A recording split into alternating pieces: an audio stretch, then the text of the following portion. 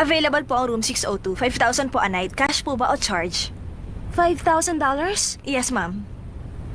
Ako si Tamings eh. Bigyan mo sa kanya yung room. Sige po, ngayon din po, sir.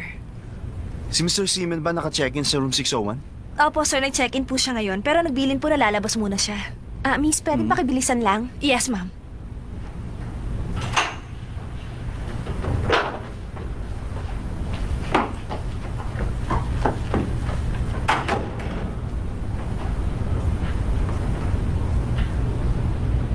Hoy!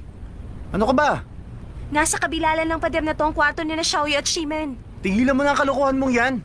Kami ang may-ari nitong hotel. Hindi ito cheap na hotel. Kaya imposible mo sila marinig dyan. Talaga?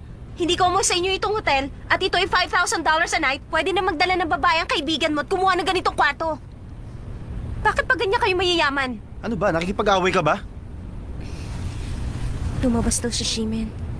Ibig sabihin okay pa si Xiaoyu. Dapat siguro puntahan ko na siya at pauwiin. Pero ang sabi naman ni Xiaoyu, pagbigyan ko raw siya. Ano sa palagay mong gagawin ni Shimen? Gagawin niya yung madalas niyang ginagawa. Ano? Ano ba yung madalas niyang ginagawa? Marami siyang inihandang sorpresa para dun sa babae. Yun ang dahilan kung bakit hindi makatanggi sa kanya mga yun. Anong klaseng sorpresa?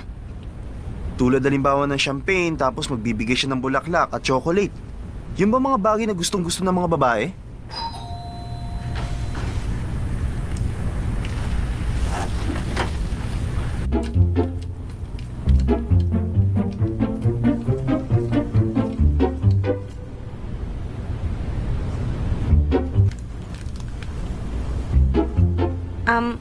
Hindi ba sabi mo marami siyang ginagawang sorpresa? Bukod dito, meron pang iba?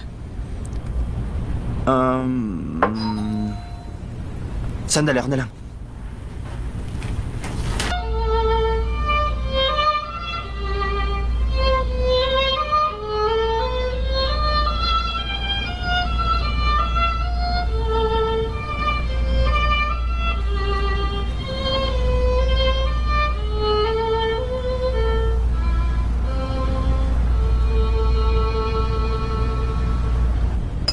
Salamat. Napakaganda.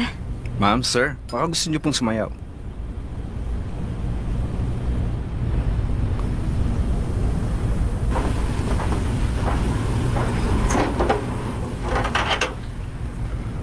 Gusto mo ng soft drinks?